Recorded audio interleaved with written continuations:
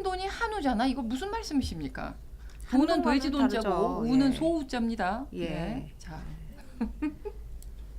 둘 다 맛있긴 하죠. 맛있긴 네, 합니다. 둘 다 맛있긴 우리 해요. 돼지 우리 소. 예. 한돈과 한우입니다. 네. 자. 금요일 자. 프리데스크를 반짝반짝 빛내는 이선영 아나운서의 의식의 흐름 코너 이하입니다. 마지막 시간이니까 인사 한번 하시고 안녕하세요. 안녕하세요. 아, 자막을 한번 넣어드리겠습니다. 자, 이선영 아나운서의 이것 이선영 아나운서. 이거 반갑습니다. 매주 나왔던 거 아닌가요? 네, 근데 이름을 저렇게 넣은 적은 아, 오늘은 그래요? 네, 오늘은 특별히 넣어드렸고 감사합니다. 자, 네. 오늘 특별하겠죠?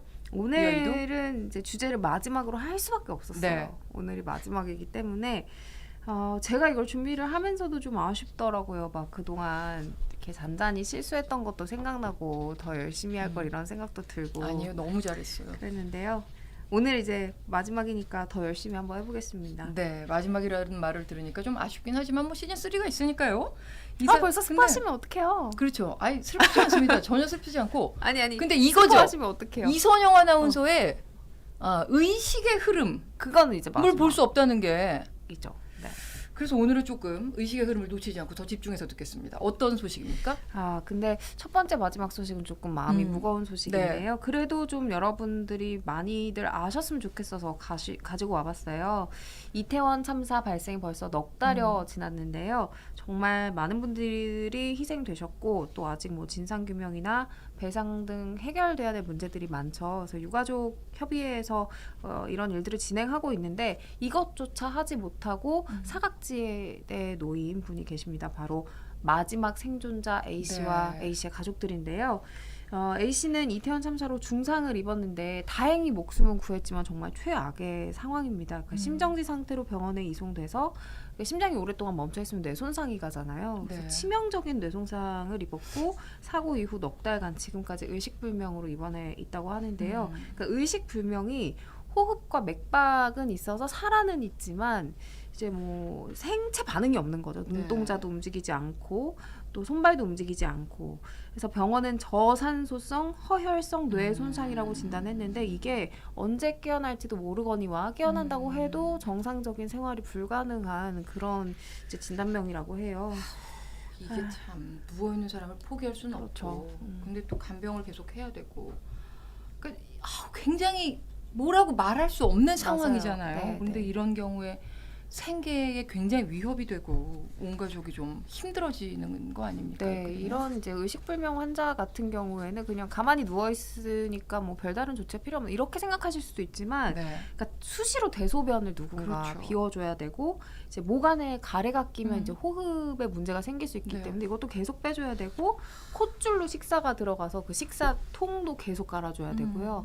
또 욕창이 생기지 않게 마사지도 해줘야 네. 되고 그래서 이제 간병인이 필수인 거거든요. 근데 이제 코로나19 이후에는 이제 간병인에 대한 병원의 통제들이 굉장히 엄격해져서 한 번 들어오면은 아예 나가든지 네. 아니면은 퇴원하든지 할 수밖에 없다고 네. 해요. 그러다 보니까 간병인 입장에서도 다른 일상생활이나 경제활동 못하게 되고 이제 높은 간병비를 요구할 수밖에 없겠죠. 그래서 A씨 어머니가 문의를 해보니까 간병비가 1일에 최소 15만 5천 원, 그보다 비싼 경우도 굉장히 많았다고 하거든요. 근데 최소치로 잡아도 한 달 동안 495만 원이 나옵니다. 그러다 보니까 이제 간병비가 부담돼서 처음에는 어머니가 이제 홀로 간병을 하시다가 아무래도 비전문가다 보니까 간병인을 이제 구했는데 또 아예 간병에 손을 놓을 수 없다 보니까 생업에 지장을 줘서 결국에 실직까지 하셨다고요. 아휴, 한 달에 495만 원이면 다른 생활비도 또 들 거 아니에요. 그러니까요. 이건 너무 어마어마한 비용인데 이게 이태원 참사 12구 참사를 국가재난으로 규정을 했기 때문에 뭐 치료비나 심리상담비 같은 건 지급했는데 그렇죠. 간병비는 거기 포함이 안 됐던 건가요? 그러니까 애초에 이제 지원 범위를 규정을 할 때 네. 간병비가 빠졌나 봐요. 어떤 진짜 이유가 있어서 빠진 게 아니라 그냥 생각을 못했던 네. 걸로 이제 정황은 보여지는데요. 이제 A씨 가족이 지자체에 이런 상황을 공유를 해서 관할 도청이 이제 정부에 얘기를 한 거죠. 예. 간병비 항목이 빠졌으니까 좀 보완이 해달라. 필요하다. 예. 그런데 이제 공문을 받은 국무조정실, 행안부, 보건복지부가 2달이 넘도록 아무 대책을 세우지 않고 있는데 네. 이유가 예. 지난 12월에 이미 이태원 사건을 참사를 이제 담당했던 중대본이 해체했기 때문에 우리들 소관이 아니다라고 했대요. 아유 이거는 참.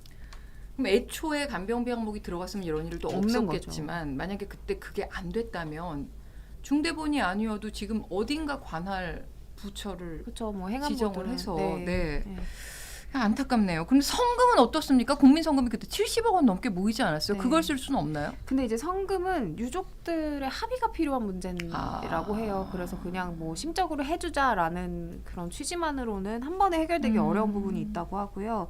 이제 국가의 이제 재난격으로 이제 고려가 된 세월호 참사나 가습기 살균제 피해자들에 대해서도 간병비가 이제 지원 항목에 포함이 됐었다고 하거든요. 네. 그러니까 A 씨 가족들 입장에서는 우리가 간병비를 왜 지원받을 수 없을까에 대해서 이제 정부의 설명이 납득하기 힘든 부분이 많은 것 같습니다.